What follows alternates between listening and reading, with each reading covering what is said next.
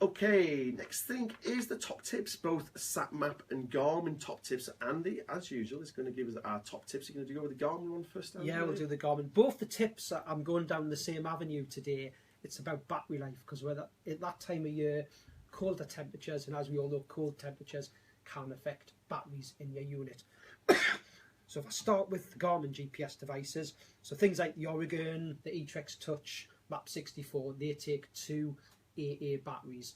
So to get the best out of your batteries in the winter, we would always recommend don't use alkaline batteries. I'd always recommend, if you're using throwaway batteries, you use lithium batteries. If you're not using throwaway batteries, and we all want to be a bit greener, use rechargeable batteries. The best ones for cold temperatures are something like the Panasonic Eneloop batteries. They perform more like a lithium battery. They will work down to -20. Tell us the price of those first. They do, the Eneloop Pro, we sell an Eneloop Pro charger for £55 with 4 batteries. Not too bad. That comes with 4 batteries. But if you're wanting the best out, out of your rechargeable batteries, I'm going to give you some tips. If you're not using the Eneloop ones, which will work better in colder temperatures, good quality rechargeables, at least 2,300 milliamp hours capacity. And then there's a few tips that you can do in the unit to get the best out of it. So they're the main batteries that we tend to use. Now, in all of the Garmin units, a lot of customers do sometimes miss this just from the sort of calls I get on the support desk. In every Garmin unit, you've got an option called Setup and System. So when you go into your main settings, which is the little spanner symbol on your unit, and you've got an option called System, if you've put your own AA batteries in, you'll have a menu that says battery type. And a lot of time that doesn't get changed by customers. So if you've been using rechargeable batteries and decide winter's coming, I'm going to put some lithium batteries in, you do need to go into the unit and go into that setting under System and Battery Type and change it to say I'm using lithium. Why do we need to change that battery type then? All batteries have a slightly different voltage, and the screen itself is looking for that voltage, or the compass itself reacts to the different voltages. Right, yeah. So if you don't change the voltage, so if you've been using rechargeable batteries, which is normally the NIMH setting, or if you're using the pre-charged like the Eneloop, the NIMH pre-charged, if you suddenly put lithium batteries in and don't change the setting, it's looking for a different voltage, and you'll find things like screen freezes, or battery life will just go down really quick when it shouldn't be. So that's the main thing, change the battery type. The other thing you can look at on your Garmin units, all Garmin units have a backlight setting, which normally we have about halfway. So on all the Garmin units, you've either got the option with things like the older generation Map 64s, eTrex 20s and 30s, you touch the power button on the side and you get a little bar that you slide up or down. So make sure your backlight's not too high. On the eTrex Touches, you press the power button once and you've got a little arc at the top of the screen where you move the backlight down. And finally, on the new sort of Oregon 700 range, you swipe down from the bottom of any screen and you can put your backlight setting down.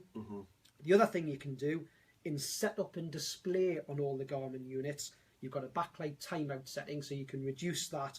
And you've also got a function called Battery Save, which when you put Battery Save on, the screen will actually go off when your backlight timeout settings went, but the unit's still actually on recording where you walk, and then you just touch the power button to bring the screen back on. And I think the final one I would mention, I mean, there's a lot of little things there you can do to save battery, more to do with backlight timeout and time. A lot of customers don't realise this.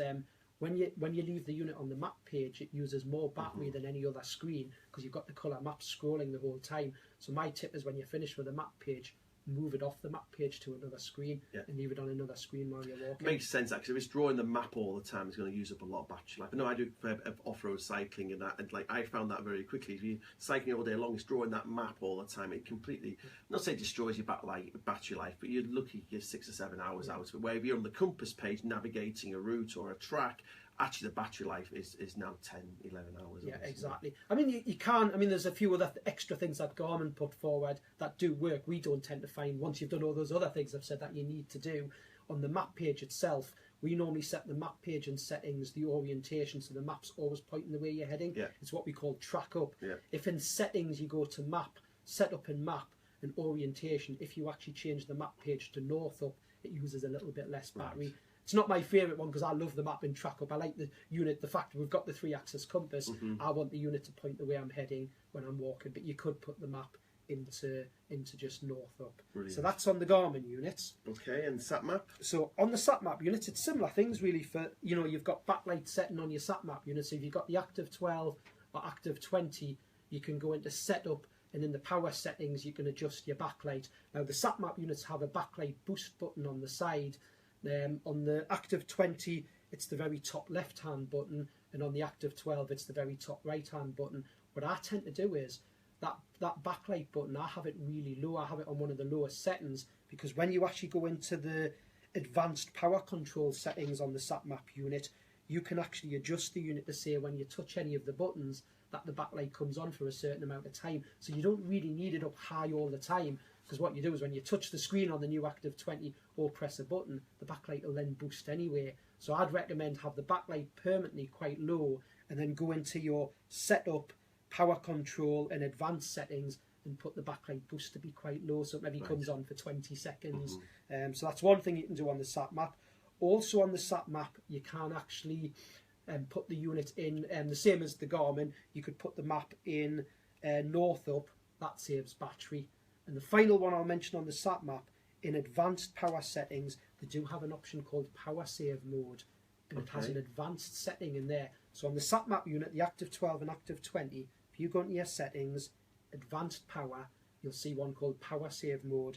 If you adjust that power save mode to the advanced one, it doesn't send out this, it only gets a satellite signal every, I think it's every 4 seconds instead of every second, and that'll save battery. But when you're in that advanced power mode, the map will always be in north up. It doesn't allow the map to go in track up, but it will help save battery. Right, brilliant. So those are some good top tips.